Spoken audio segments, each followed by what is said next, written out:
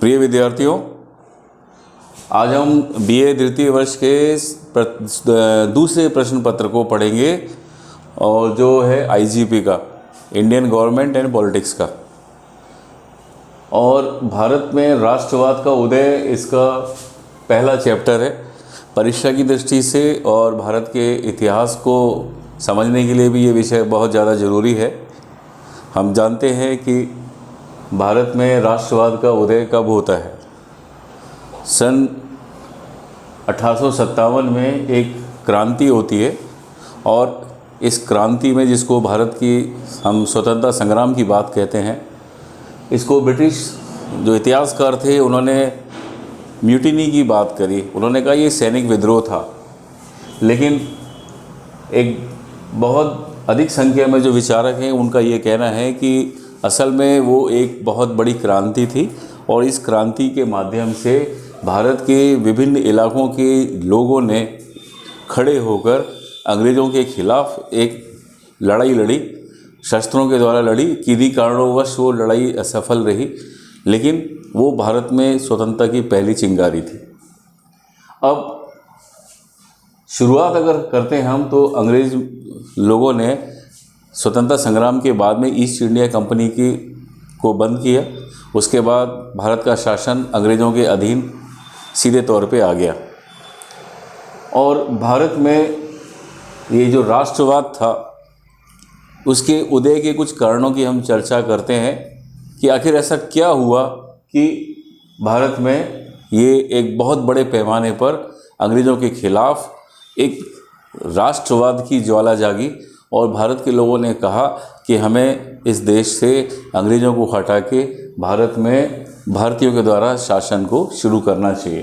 तो इसके राष्ट्रवाद के उदय के कारणों की हम चर्चा करते हैं, तो ये हमारे सामने ये उदय के कारण आते हैं नज़र में और इन कारणों को हम एक एक करके समीक्षा करेंगे।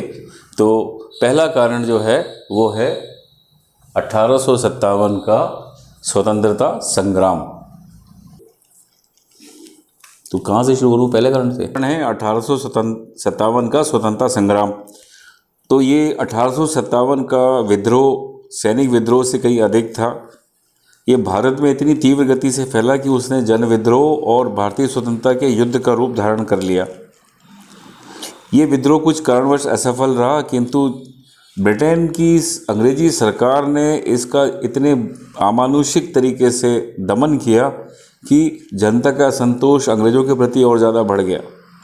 सर चार्ल्स डिके अपनी पुस्तक ग्रेटर इंडिया में कहते हैं कि अंग्रेज़ों ने अपने कैदियों को बिना न्यायिक कार्रवाई के और ऐसे ढंग से हत्या कर दी जो सभी भारतीयों की दृष्टि से पाशविकता की चरम सीमा थी। दौरान गांव की गांव जला दिए और निर्दोष ग्रामीणों का वह कत्लेआम किया गया कि मोहम्मद तुगलक के जो शासन में जो कत्लेआम हुआ वो भी शर्मा जाए देखकर। तो भारतीयों में अंग्रेज़ों के खिलाफ एक बहुत बड़ा संतोष जागा। दूसरी बात आती है राजनीतिक एकता की स्थापना। ब्रिटिश शासन से पूर्व भारत में राजनीतिक रूप से कोई एकता की बात नहीं थी। सम्राट अशोक और अकबर जैसे महान शासकों ने यातायात के साधनों और अन्य माध्यमों से राजनीतिक एकता स्थापित करने का बहुत प्रयास किया, लेकिन पूरी तरह से वो सफल नहीं हुए।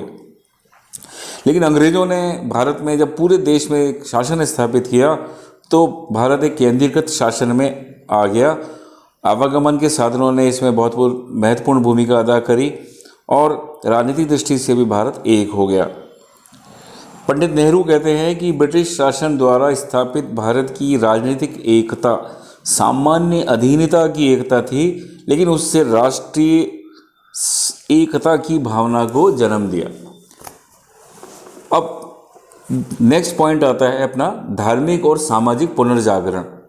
डॉक्टर जाकारिया हैं, उन्होंने अपनी किताब लिखी है रिनेसेंट इंडिया।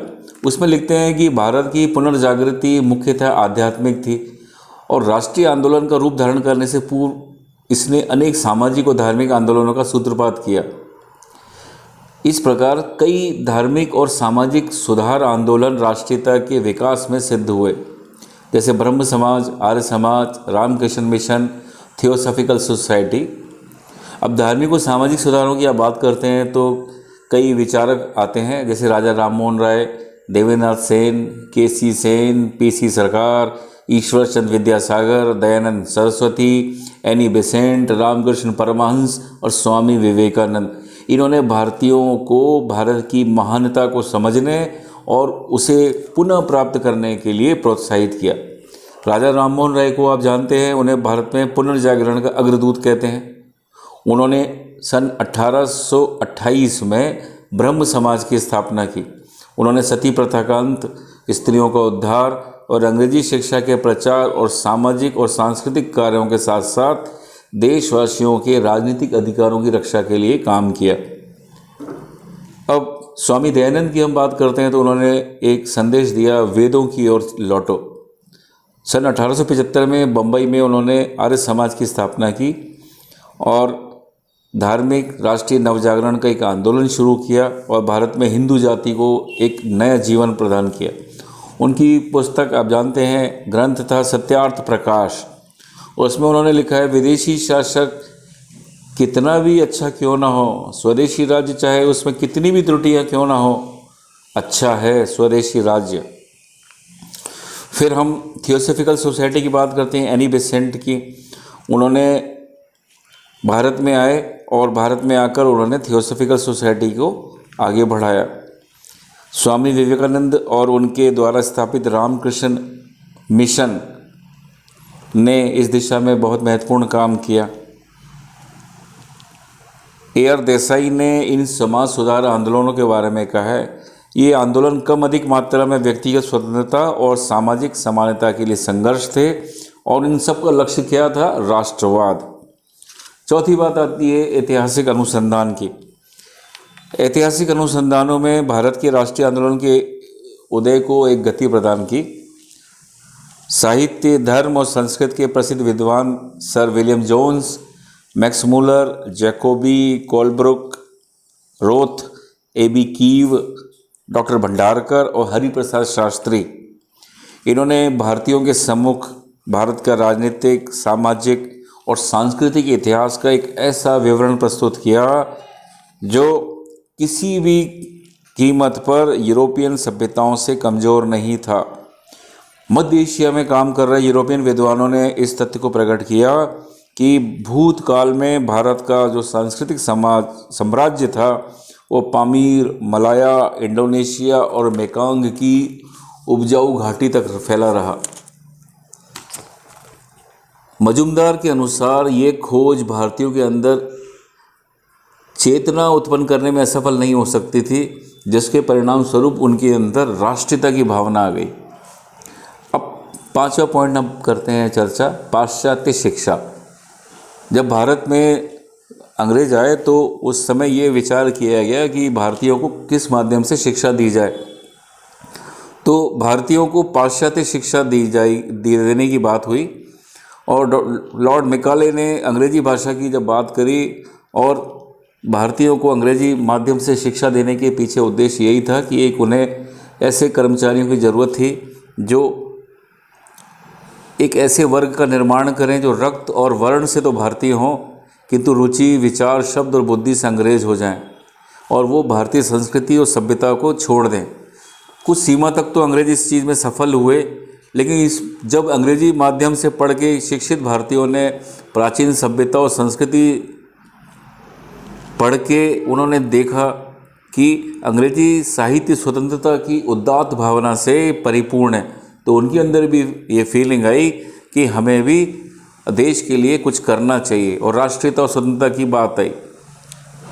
अब भारतीयों को भी मिल्टन, बर्क, मिल, मैकाले, हर्बर्ट स्पेंसर को पढ़ने का मौका मिला, जिसमें स्वतंत्रता, राष्ट्रीयता, स्वराज्य की बातों का प्रसार हुआ। भारतीयों पर पाश्चात्य शिक्षा के प्रभाव के संबंध में ए.आर. देसाई कहते हैं कि शिक्षित भारतीयों ने अमेरिका, इटली और आयरलैंड के स्वतंत्रता संग्रामों के संबंध में पढ़ा। उन्होंने ऐसे लेखकों की रचनाओं का अनुशीलन किया जिन्होंने व्यक्तिगत और राष्ट्रीय स्वाधीनता के सिद्धांतों को प्रचार किया।